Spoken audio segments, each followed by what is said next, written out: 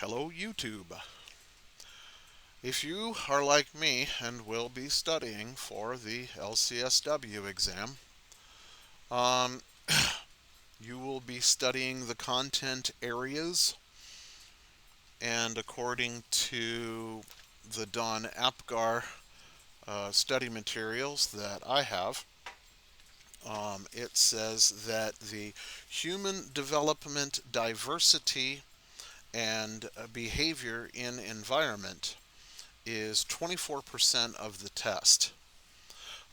Both these books have 41 questions each as practice and study questions. The other content area is assessment, diagnosis, and treatment planning. Says that that is 30% of the test, and both of these books have 51 questions each. The content area 3 is psychotherapy, clinical interventions, and case management. Both these books have 46 questions each. And the fourth content area is professional values and ethics, saying it makes up 19% of the test. And both of these books have 32 questions each in them. Now, this thinner book, which is just the 170 question full length exam, is broken down in that professional values and ethics section. That's where I'm going to start. Is professional values and ethical issues. This book has 13 questions, while this book has 18 questions. I don't want my bookmark to fall out. In the section called confidentiality, this book has 10 questions, while this book has 12 questions. And finally, in the section called professional development and use of self, this book has 9 questions, and this book only has 2. So that's where I'm going to start. And I'm going to start by reading the question and the 4 choices of the answers, and then going to the correct answer and the justifications, or I think this calls it the rationale, as to why that is the correct answer. So I'll start at the very bottom here. It says professional development and use of self, and that falls into the professional values and ethics section. I will not be posting, projecting any of the material in these books. I don't want to get hit with, hey, that's our copyright material. Also, if you are interested, the website of Don Apgar has the ability to join their study groups. If you get their book, they've got these little cards that you can use for examprepconnection.com. This one has not actually been used yet, so but my other one I'm using as a bookmark was used already. So, all right then. So, I will start by reading question number 31, and that falls in under professional development and use of self in the content area for professional values and ethics. Question number 31 says, which of the following is not, and that's capitalized, so that's important, which of the following is not a core value in the social work profession as stated in the preamble of the Professional Code of Ethics? Yes, you'll need to know our social work code of ethics. Answer A says minimizing risk to self and others. B, social justice. C, importance of human relationships. D, service. Again, which of the following is not a core value in the social work profession, as stated in the preamble of the Professional Code of Ethics? Now I'm going to flip back to the rationale of the question. It tells us that A is the correct answer. A is minimizing risk to self and others. So that would mean that is not a core value in the social work profession, as stated in the preamble of the Professional Code of Ethics. The rationale says the mission of the social work profession is rooted in a set of core values. These core values are the foundation of social work's unique purpose and perspective.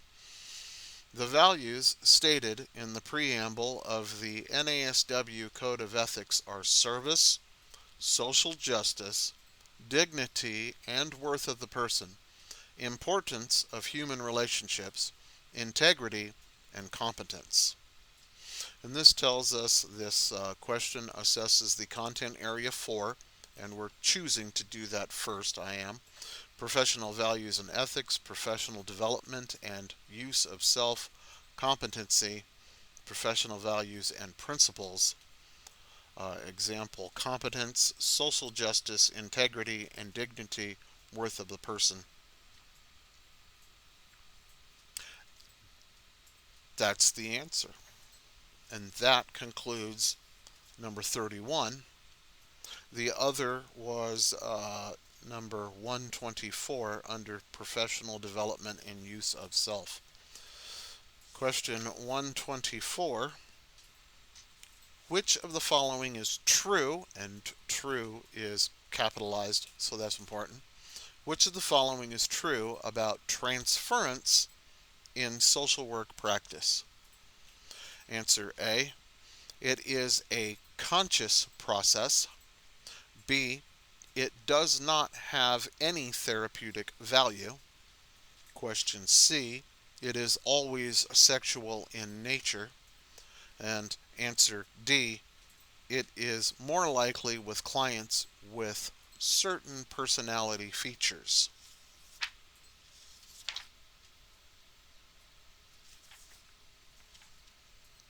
The answer, according to this, is answer D. It is more likely with clients with certain personality features. The rationale states clients with borderline personality disorder or its associated features are more likely to engage in transference. Transference-focused psychotherapy is, therefore, often used with clients who have borderline personality disorder. Now, the next sentence tells us why answer A, B, and C are incorrect. Answer A said it is a conscious process, but the next sentence tells us transference is unconscious, comma. Answer B says it does not have any therapeutic value, but they say that transference can be used therapeutically, which the rationale just told us that transference-focused psychotherapy is often used with clients who have borderline personality. So that even proves that it is used therapeutically. And the final part that tells us why it is always sexual in nature is incorrect. It says it does not have to be sexual in nature. You absolutely could have transference that is not sexual in nature. Somebody could remind you of a past family member, or maybe just their eyes or something. And that concludes the two example questions in this book. So I'll skip over here. There are 9 example questions in this book for Content Area 4, Professional Values and Ethics, in the subsection Professional Development and Use of Self.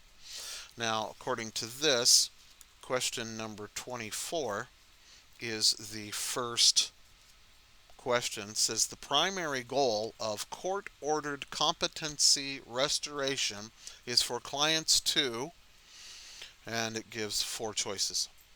Identify ways to provide restitution for actions which have harmed others. Develop or regain the ability to participate in legal proceedings. C. Serve legal sentences which have been imposed but not served due to mental impairment. Or D. Identify legal standards which may apply to conduct based on mental disorders. Now, according to the rationale for 24, it is a long rationale. I'm going to... The rationale says that B is the correct answer. B, as we remember, said develop or regain ability to participate in legal proceedings. And as we move forward, for those of you who are visual, much like me, the primary goal of court-ordered competency restoration is for clients to, correct answer, develop or regain ability to participate in legal proceedings. The rationale for this is social workers who do forensic work wrestle with professional ethical issues that emerge in determining client mental fitness to face prosecution. The process of evaluating whether clients are competent to stand trial involves 2 major areas.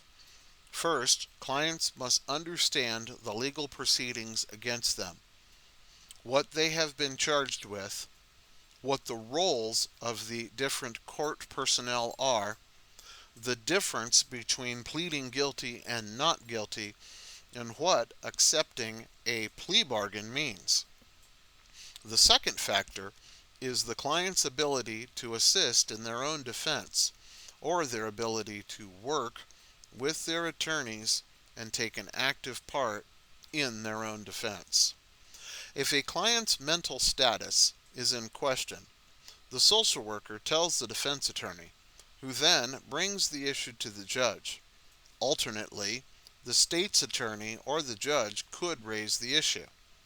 The judge then issues a court order mandating a formal evaluation of client, and this is bold, competency to stand trial.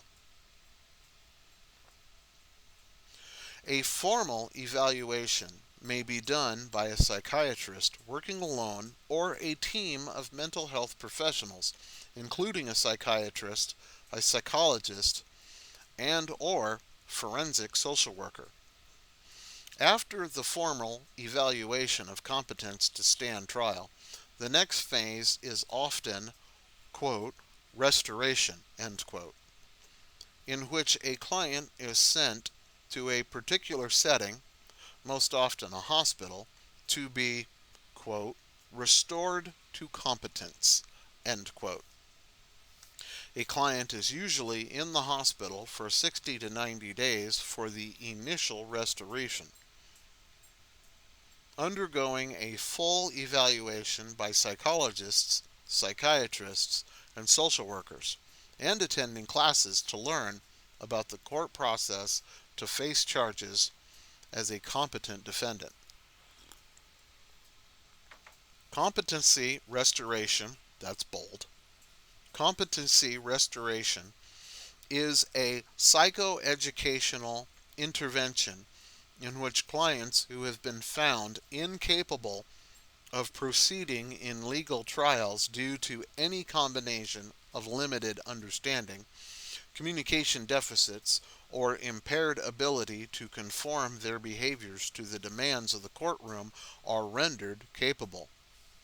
It is generally a part of a multifaceted treatment strategy that may include anger management skills, relaxation training, and cognitive behavioral therapy, CBT, as, as adjunct interventions to engage regarding general legal processes and specific aspects of the defendant's case. At the conclusion, clients should be able to discuss aspects of their cases with their attorney, differentially weigh the risks and possible benefits of the different pleadings, strategize consideration of testimonial and evidence, testify, and conduct themselves in a manner suitable to the courtroom.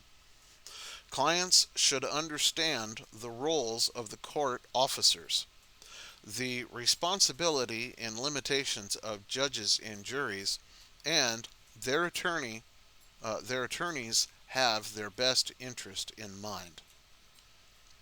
Test-taking strategies applied. The question contains a qualifying word, primary.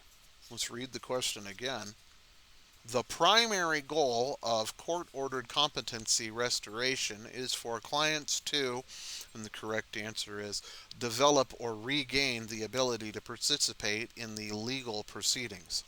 In this case, the word primary was not capitalized, but the rationale tells us the question contains a qualifying word, primary, even though it is not capitalized. Okay.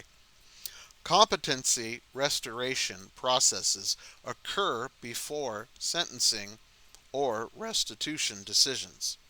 Social workers evaluate and deliver services focused on developing or regaining clients' abilities to participate in legal proceedings. It is not the client's responsibility to identify legal standards that may apply to their conduct, which eliminates the last response choice. The last response choice was identify legal standards which may apply to conduct based on mental disorders.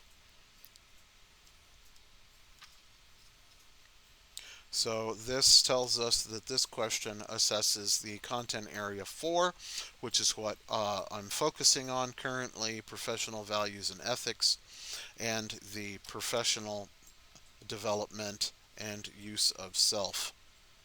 Competency. And that concludes question number 24.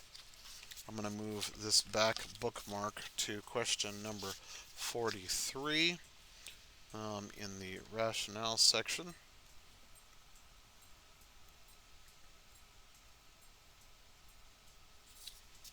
And move to question number 43 on the example questions. Question number 43.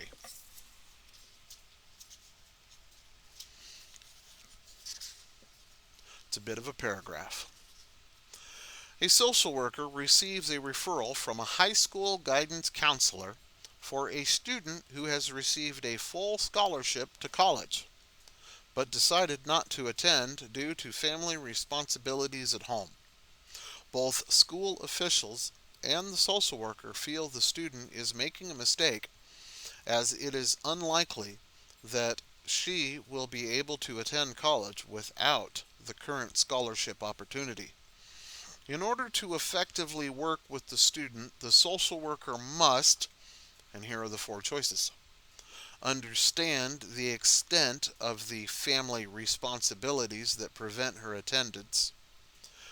B. Determine the short and long-term career goals of the student. C. Acknowledge the differences in values that may exist between the student and school personnel. D. Identify the natural and other supports that are available to the student and her family. Let's go flip back to rationale for number 43. The social worker's own, and this next part is bolded, values and beliefs. The social worker's own values and beliefs can greatly influence the social work-client relationship. Culture, race, and ethnicity are strongly linked to values. Social workers must have self-awareness about their own attitudes, values, and beliefs, and a willingness to acknowledge that they may be different than those served. That sentence is italicized in here. I'm going to read it again. Social workers must have self-awareness about their own attitudes, values, and beliefs, and a willingness to acknowledge that they may be different than those served. Differences in values and beliefs are very common when working with diverse population. A social worker is responsible for bringing up and addressing issues of cultural differences with a client and is also ethically responsible for being culturally competent by obtaining the appropriate knowledge, skills, and experience. The social worker should, and there are 6 things listed. The social worker should, number 1, move from being culturally unaware to aware of one's own heritage and the heritage of others. 2. Value and celebrate differences of others rather than maintaining an ethnocentric stance. 3. Have an awareness of personal values and biases and how they may influence relationships with clients. 4. Demonstrate comfort with racial and cultural differences between themselves and clients. 5. Have an awareness of personal and professional limitations. And 6. Acknowledge their own attitudes, beliefs, and feelings. Those are 6 things that the social worker should do. Test-taking strategies applied. The question acknowledges that both school officials and the social worker feels the student is making a mistake. Thus, it is critical for the social worker to acknowledge the differences in values between the professionals involved and the student as she is choosing family responsibilities over pursuit of her education. This choice is based on the personal principles and tenets that are important to her. The incorrect answers may be useful, but the correct one is essential for the formation of a social worker, social worker client relationship built on the core values of the profession, including the student's right to self-determination. Despite the extent of the existing responsibilities, her career goals, and or the supports available, the student may value the needs of her family over furthering her own education. And that was indicating that the correct answer again was acknowledge the differences in values that may exist between the student and the school personnel. And this social worker receives a referral from a high school guidance counselor for the student who has received a full scholarship to college. So, that concludes question 43. The next one is question 65.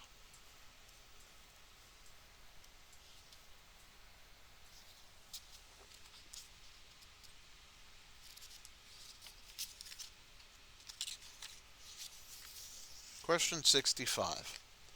Which best supports, the word best is full capitalized, which statement best supports the need for professional development of social workers? A. Staying well informed of social work issues and trends makes social workers more competitive in the job market. Government reforms require social workers to be knowledgeable about changes in funding and reporting requirements. C. New research provides social workers with information that can impact the use of interventions in practice. And D. Many licensing boards require social workers to take continuing education courses in order to obtain or maintain professional credentials. And that again is which statement best supports the need for professional development of social workers. I already know that D is a true statement, but I'm not certain it's the correct answer. It's not. It says that C is the correct answer. Um, New research provides social workers with information that can impact the use of interventions in practice. So that is the statement that best supports the need for professional development of social workers.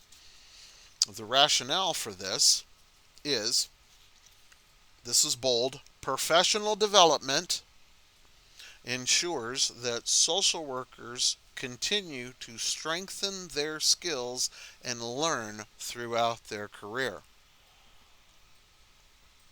The most effective professional development engages social workers to focus on meeting the needs of their clients.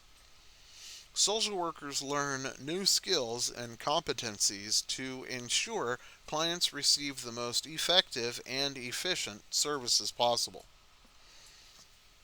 Professional development refers to many types of educational experiences.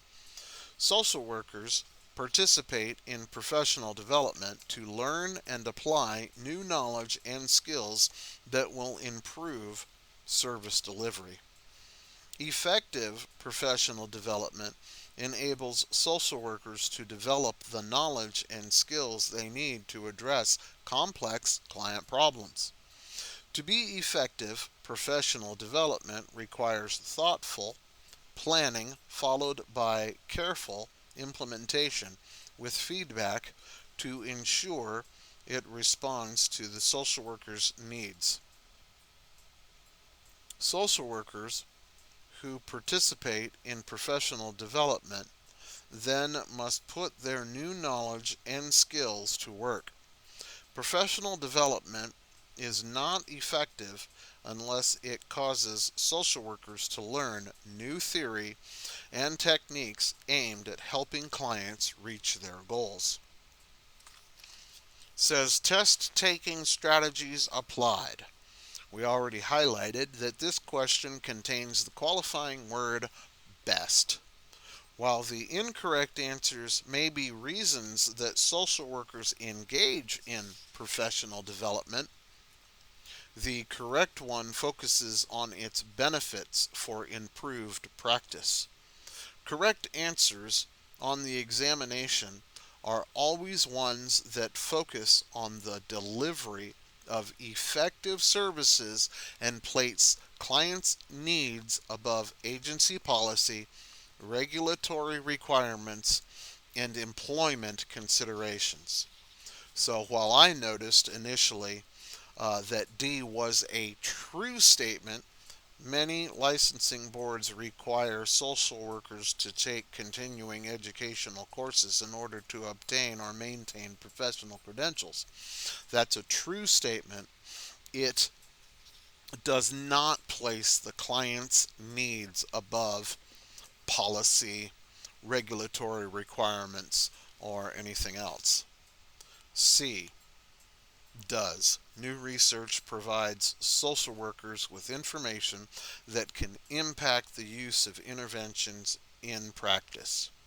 And that's why that is the statement that best supports the need for professional development of social workers. It, what it says, effectively meets the client's needs. And that concludes our work on number 65.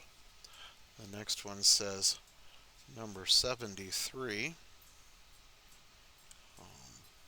I'll put my bookmark there in the rationale section and go to 73 here. Too far. 73. A client who has a stable, well-paying job tells a social worker that she plans to quit in the coming weeks. The client states that she is miserable, but she is not able to specify what she does not like about her current employment. The social worker feels that the client is making a poor decision, which could have serious ramifications on her financial well-being. In order to handle this situation appropriately, the social worker must first, and then it asks us to choose uh, uh, the the best, the first out of the four choices. Of course, the rationale will definitely have that qualifying word first. Uh, in order to handle this situation appropriately, the social worker must first, A, acknowledge the client's right to make her own decisions about her life. B, assess whether there have been changes in the client's life recently which are impacting on this decision. C, warn the client about the potential consequences of her decision so she has all necessary information to make an informed choice. D, assist the client with looking for another job quickly so she is able to meet her basic financial needs. I'll bet you that, yeah. Which one do you think is correct? According to them, remember, we're in the section Professional Values and Ethics, Professional Development and Use of Self. Um, the rationale is the answer A is the correct because answer A, reviewing, says acknowledge the client's right to make her own decisions about her life. Okay, that's what she must do first. Some of the other things are pretty fantastic.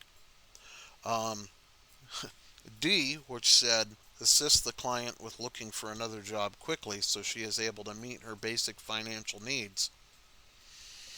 You're a clinical social worker, and in some settings that might be appropriate.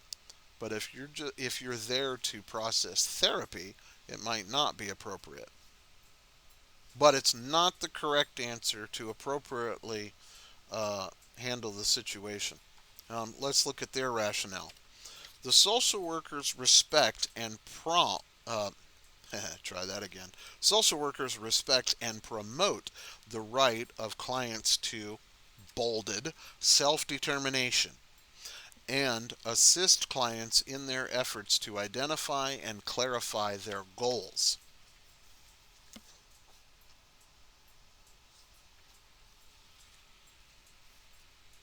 Social workers may only limit clients' right to self-determination when, this is important, in the social worker's professional judgment, clients' actions or potential actions pose a serious, foreseeable, and imminent risk to themselves or others. while you're studying for this, that would fall under the category of mandated reporting. Limitation should not be made when social workers feel the clients are simply making poor choices or the action could have negative ramifications for their well-being. But these consequences are not serious, foreseeable, and imminent. So the test-taking strategies applied in this case says the question contains a qualifying word. First, there may be more than one appropriate action by the social worker to the scenario, but each must be done after recognition that this decision is ultimately to be made by the client. Despite the social worker's belief that the decision is a poor one, the client must not be judged and instead should be supported throughout the process. The decision by the client to leave her employer does not meet the threshold of causing serious, foreseeable, and imminent harm. The social worker may assess whether changes in the client's life have influenced their decision. That was answer B.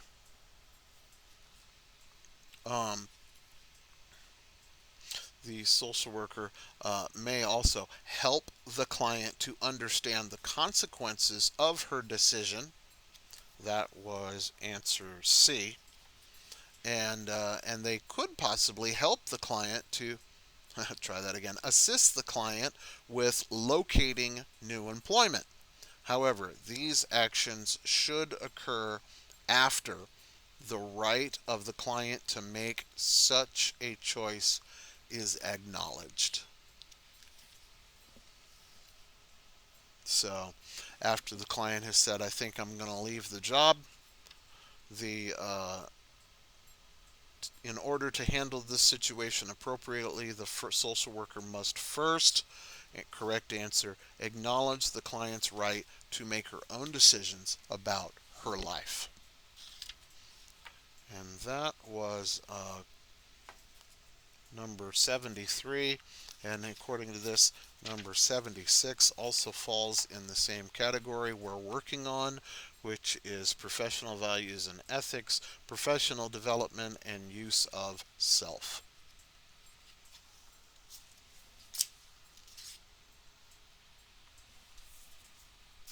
'76.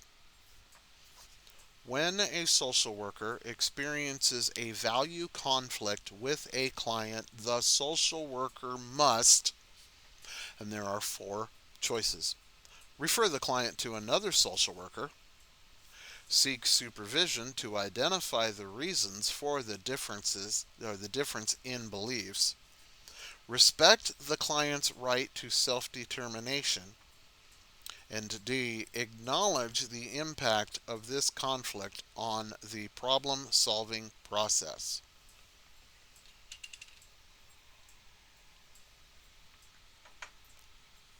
So we've experienced a value conflict with a client. Do you refer the client to another social worker? Do you seek supervision to identify the reasons for the difference in beliefs? Do you respect the client's right to self-determination?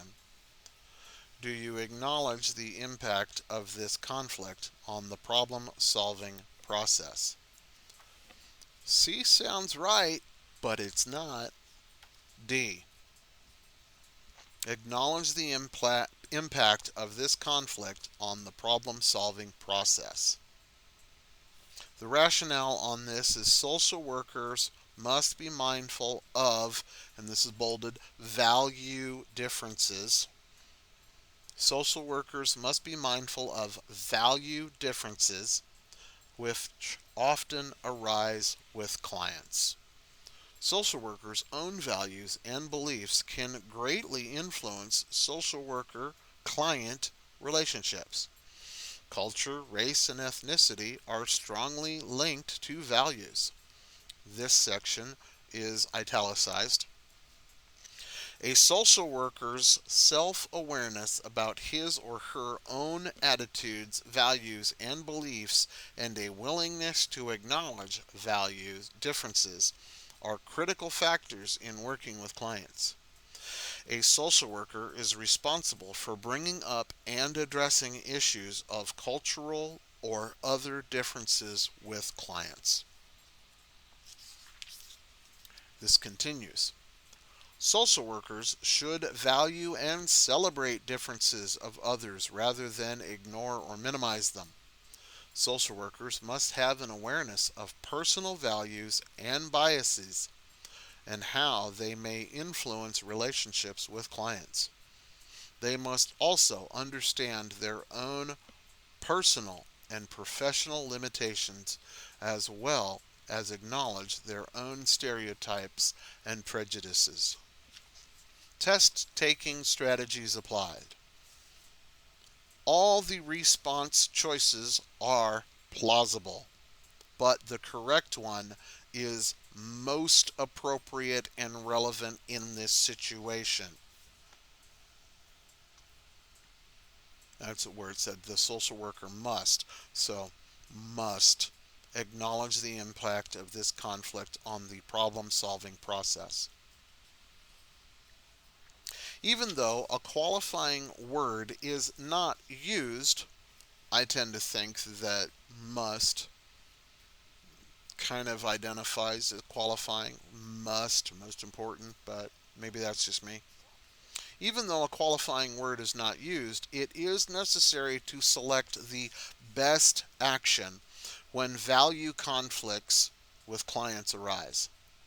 Referring clients to other practitioners implies that such conflicts cannot be successfully managed.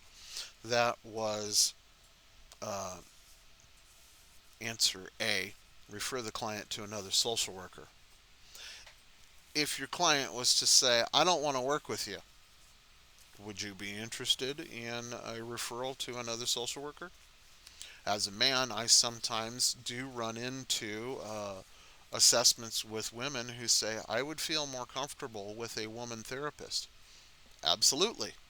I will establish that with the company, and they work with the client and find her a therapist she would most feel comfortable with. But it's not my place to say, why don't you go work with a female? No. Even let's see, where were we? Referring clients to another practitioner implies that such conflicts cannot be successfully managed. It is common for social workers to have different beliefs and attitudes than their clients. Clients should not be penalized by having to re engage with other providers simply because their views differ.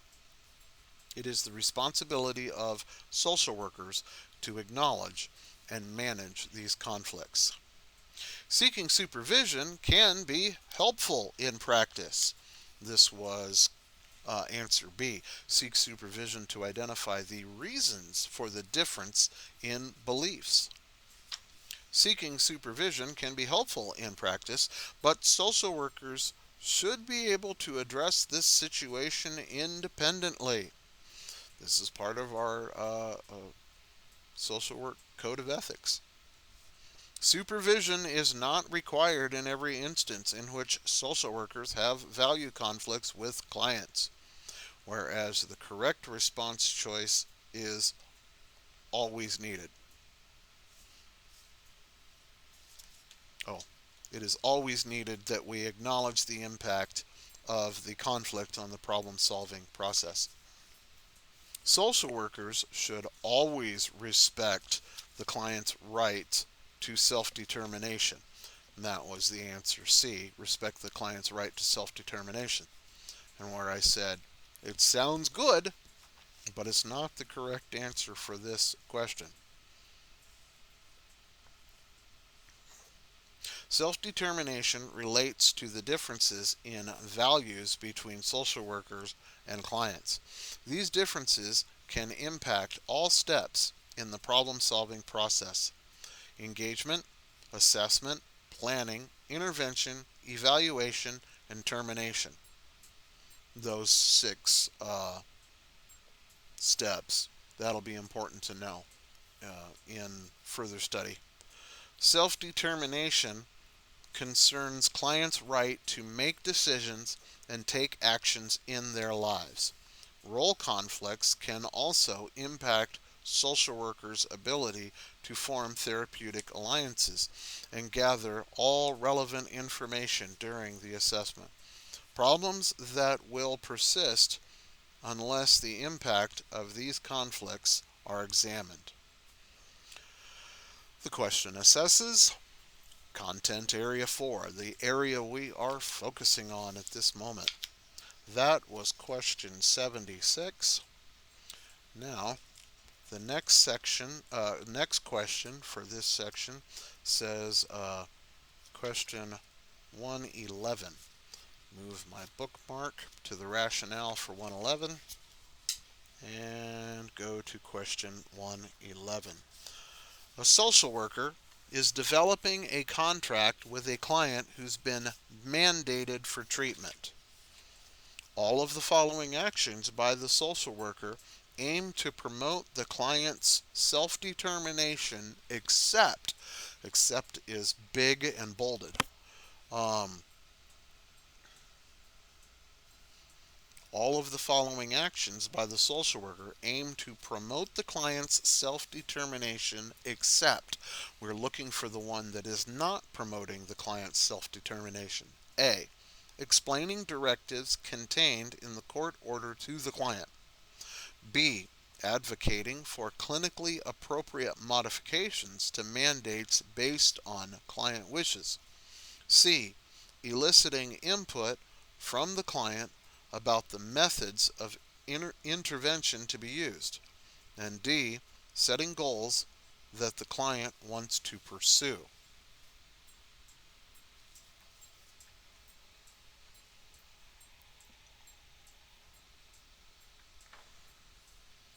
All of the following actions by the social worker aim to promote the client's self-determination, except the answer for except is A. Explaining directives contained in the court order to the client. I would think that should have been done by a lawyer, a probation officer, somebody. The rationale, this is bolded. Rationale covers 2 full pages. This is bolded. Self-determination. Self-determination is a cornerstone of the social work profession. Self-determination is built on the values of autonomy and respect for the dignity and worth of all people. So, given the primacy of self-determination, it is necessary to examine how its mandate can be met when working with clients who are mandated to receive services. Social workers respect and promote the right of the clients to self-determination and assist clients in their effort to identify and clarify their goals. Social workers may limit clients' right to self-determination when, in the social worker's professional judgment, clients' actions or potential actions pose a serious, foreseeable, and imminent risk to themselves or others. That references the NASW Code of Ethics 2018 1.02 Self-Determination. Posing a serious, foreseeable, and imminent risk to themselves or others typically applies to a situation of suicidal or homicidal ideation. Thus, the NASW Code of Ethics is giving priority to the principle of protecting life over the principle of respecting self-determination. A person can self-determine that they don't want to live anymore. Or they can self-determine they don't want somebody else to live anymore. But they cannot act on it if they tell us about it. We have to make the mandated reporting stuff. That'll come up in future study sessions. The ethical standards does not say social workers may ignore self-determination. It says they may limit self-determination.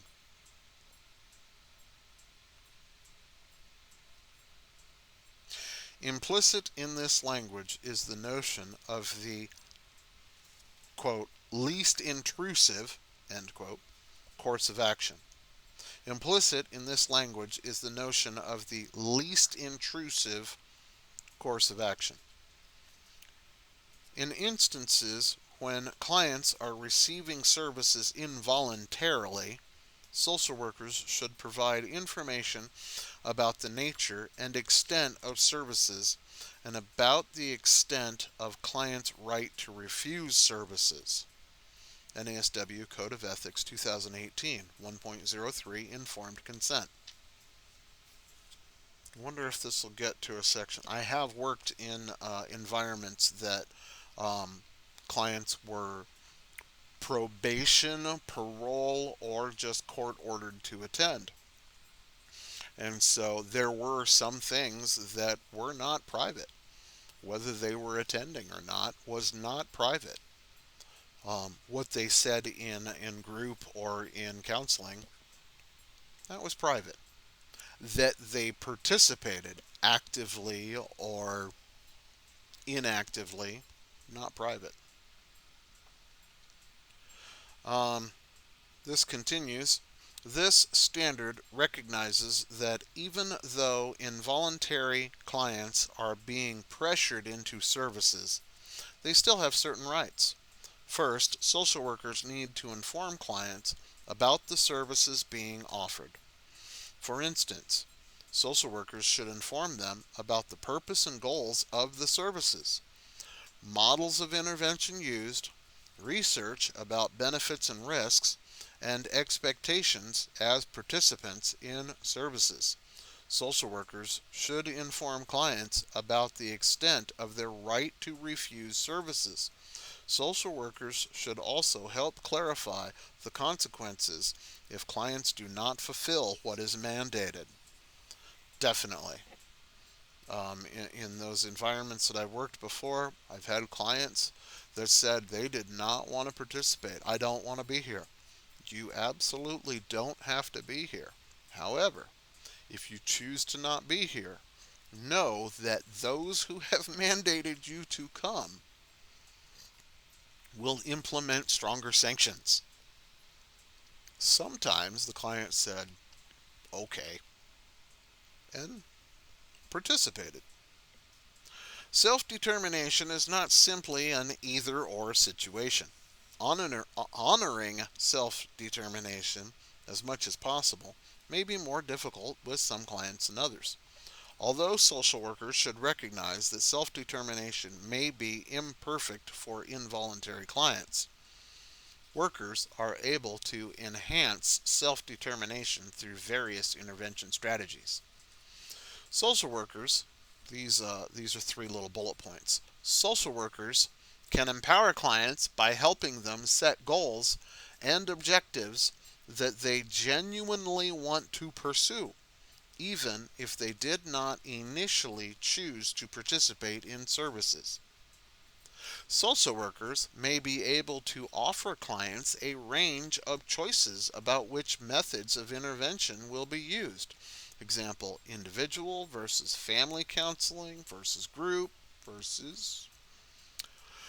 Social workers may be able to have clients pick their choice of practice modality, cognitive versus narrative therapy, and so forth. In addition, social workers must engage clients by empathizing and acknowledging pressures placed on them, building trust, and validating concerns, so clients are more willing to participate in services. In appropriate instances, social workers can advocate with authorities to honor client wishes and revise court orders or other mandates in attempts to promote self-determination. What might this look like? In my experience, a person may have had to come to group 3 times a week for 16 weeks. However, maybe they had a job that started, and I often found that probation officers liked it if some of the people who were sent to us were started becoming productively involved in the community through things like employment. So we could, here we go. What did it just say? Um, I just lost my place. We could talk to the probation officers with them and identify this. Instead of 16 weeks at 3 times a week, drop it down to 2 weeks for maybe 20 weeks or something. 2 times a week for 20 weeks. Making some form of advocation. Here it is. Social workers can advocate with authorities to honor clients' wishes and revise court orders or other mandates in attempts to promote self-determination. The test-taking strategies applied. The question contains a qualifying word, except. That requires social workers to select the response choice which would not promote client self-determination during planning in the problem-solving process. When except is used as a qualifying word, it is often helpful to remove it from the question and eliminate the 3 response choices which must be done as per ethical standards. This approach will leave 1 response choice which is not required. So I guess they're saying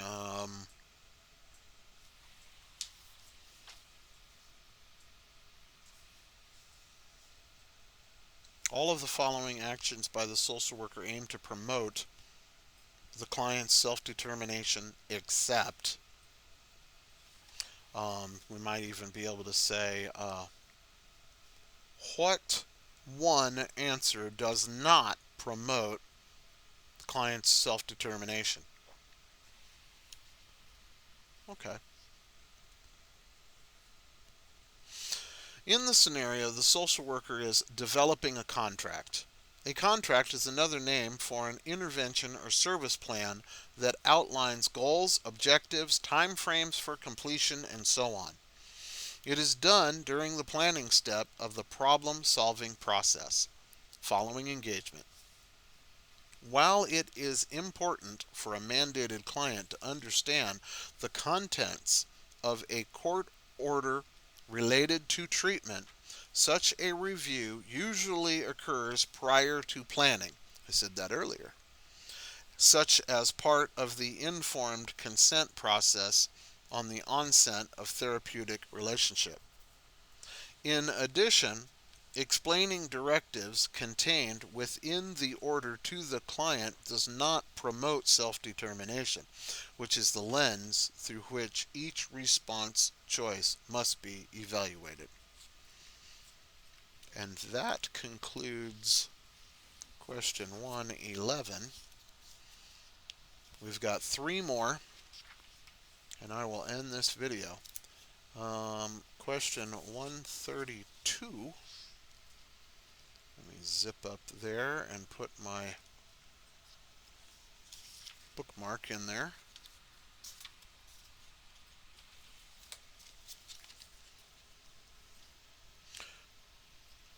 Which statement best, there's our qualifying word, which statement best describes the difference between values and ethics? It's important to know that. I'm sure they'll talk about it in the rationale, but best because some of these answers will most likely describe the difference between values and ethics, but which statement best describes the difference between values and ethics? A. Values are unwritten personal belief systems, while ethics are written rules of regulation that guide professional behavior. Values are principles which guide behavior, while ethics dictate whether this behavior is appropriate based on a moral code of conduct. Values are customs that are considered desirable by individuals, while ethics are collective practices embraced by larger groups or societies. Values are individual standards of conduct which are stable over time, while ethics vary based on cultural changes and advances. They all sound pretty good, don't they? But one of them best describes the difference. And according to this, B, values are principles which guide behavior, while ethics dictate whether this behavior is appropriate based on a moral code of conduct. Rationale. Often, values and ethics, those two words are bolded, are terms that are used interchangeably. Though different, together they form the basis for making decisions. This is italicized. Values are beliefs that a person holds about aspects of life and serve as guiding principles that influence behavior. Every individual has a set of values through which he or she looks at things and also looks at the world.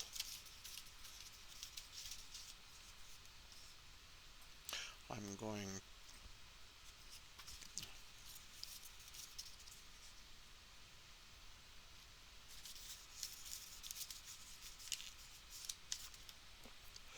Ethics refers to the guidelines for conduct or a system of moral principles. For example, killing and rape are acts which violate a code of conduct which dictates what is wrong and what is right. When these ethics were not in place, no human behavior could be characterized as good or bad, which is what led to the development of these standards to guide human behavior in a society. Test-taking strategies applied. The question contains a qualifying word, best.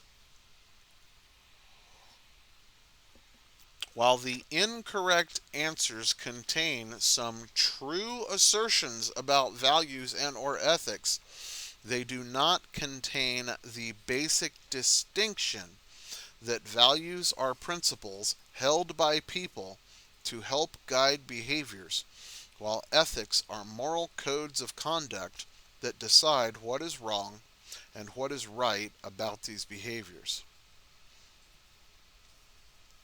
There is incomplete or inaccurate information contained in many of the incorrect answers. For example, ethics can be unwritten and do not only apply to professional behavior. Values can be customs, beliefs, standards of conduct, and principles considered by a culture, a group of people, or an individual. Thus, they are not only customs of individuals. In addition, values and ethical beliefs can both change over time, though such changes often occur slowly. That was a significant one.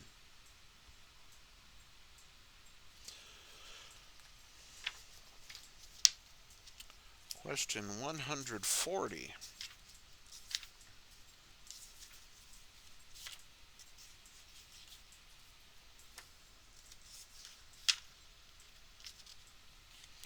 Unconditional positive regard Well, we know that's a good thing. Unconditional positive regard is supported by the social work core value of importance of human relationships, self-determination, dignity and worth of the person, integrity. I'm going to start doing that. That'll be helpful. The rationale for the correct answer. Do you know the correct answer? Unconditional positive regard is supported by the social work core value of dignity and worth of the person. C. The mission of the profession is rooted in a set of, and this is bolded, social work core values. Social work core values. These core values, embraced by social workers throughout the profession's history, are the foundation of social work's unique purpose and perspective, and include 6 bullet points.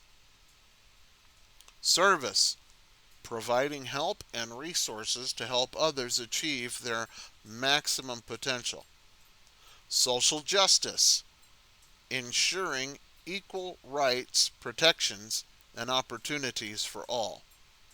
Dignity and worth of the person, believing everyone is valuable.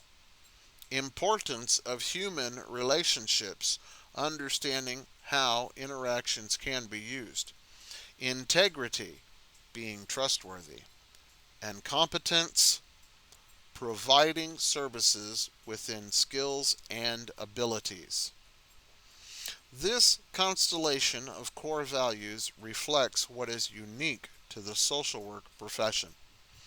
Unconditional positive regard, that's bolded, unconditional positive regard is a term used by humanist psychologist Carl Rogers to describe a technique used in his non-directive client-centered therapy. According to Carl Rogers, unconditional positive regard involves showing complete support and acceptance of a client, no matter what that person says or does. It is the ability to view a client as being worthy of being cared about and as someone who has strengths and achievement potential. It is built on respect and is usually communicated non-verbally. Social workers accept and support clients no matter what they say or do, placing no conditions on this acceptance. It means caring for clients as separate people, with permission to have their own feelings and experiences. Carl Rogers firmly believed every person was born with the potential to develop in positive, loving ways. Through the provision of services, social workers become clients' next chance, maybe their last chance, to be welcomed, understood, and accepted. Acceptance creates the conditions needed for change. The test-taking strategies applied. This is a recall question which relies on social workers' knowledge both the core social work values and the meaning of unconditional positive regard.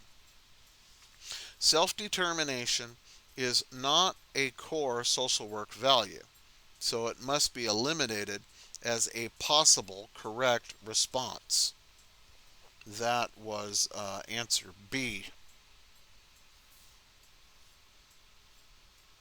The correct answer distinguishes itself from the other choices as the dignity and worth of an individual are directly related to the notion of unconditional acceptance and support. Social workers must accept and support clients no matter what they say or do, placing no conditions on this acceptance. This goal can only be accomplished if there is true belief in the dignity and worth of all humans.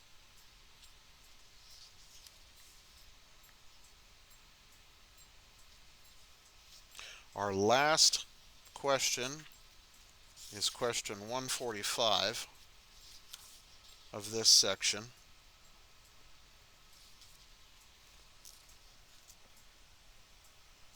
A social worker has been working with an 8-year-old girl for over a year.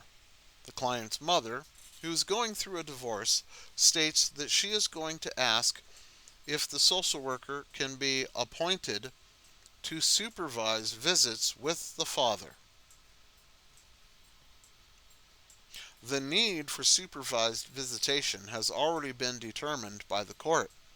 The mother feels strongly that the social worker is the best choice given the presence of a strong relationship with the child. The social worker should,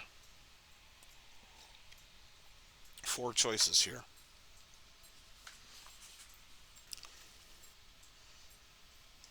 I'm already got an uncomfortable feeling about it, but let's see what they say. The social worker should inform the mother that this additional role would not be possible, determine the child's feelings about the mother's request since the child is the client, request to meet with the father to determine if he feels comfortable with this arrangement, explore with the mother the impacts of the divorce on the child.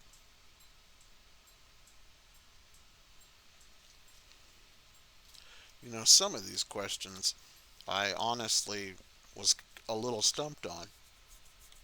This one, I automatically want to say no.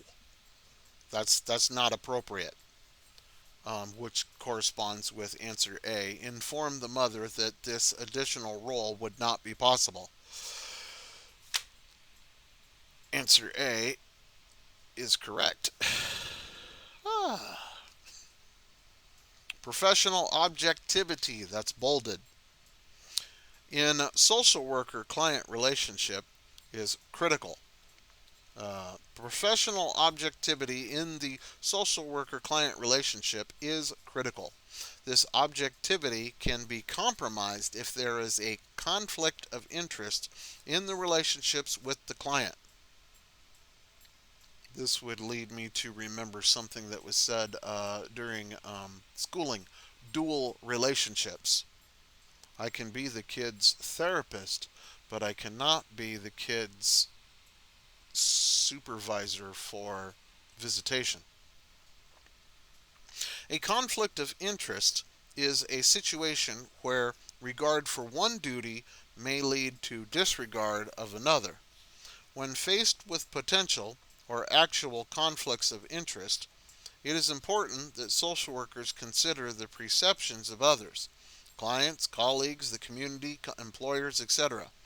It is important, therefore, that social workers are proactive in avoiding conflicts of interest and discuss any actual conflicts of interest with supervisor or employers so they can be resolved. Ooh, dual relationships, I already brought that up. Dual relationships should never be entered into knowingly, even if a social worker feels that they can manage the potential conflicts or feel that there are no significant issues. Test taking strategies applied. While the mother in this scenario has considerable confidence in the child's social worker, there is an apparent conflict of interest for the social worker in supervising the child's visits with the father. The social worker will be expected to provide feedback to the court concerning the need for ongoing supervision of dad's contact with his daughter. The objectivity in writing the report may actually be or could be perceived as being impaired by virtue of the pre-existing treatment role, and I would add relationship, with the child. Thus, even if the child and father are comfortable with the social worker taking on this additional role, it is inadvisable for legal and ethical reasons. The divorce may have a profound impact on the child, but exploring the effects is not related to the request at hand. So the last answer is a distractor. Ooh, this is the first time they talked about that. That the question saying they wanted the social worker, mom wanted the social worker to be appointed the supervisor of the visits between daughter and father. The answers, the social worker should, incorrect answer, explore with the mother the impact of the divorce on the child. That was the distractor question. Request to meet with the father to determine if he feels comfortable with the arrangement. That was not acceptable. Uh, Determine the child's feelings about the mother's request, since the child is the client. Doesn't matter what her feelings are. Inform the mother that this additional role would not be possible. That's a dual relationship and not acceptable in this situation. So this here, oof, a little over an hour 16 minutes so far, concludes the study questions provided in the 2 questions provided in this book and the 9 questions provided in this book for the section Content Area 4, Professional Values and Ethics, Professional Development and Use of Self. Well, that's enough. Take a break. Rest your brain. Rest your ears. I know I'm going to.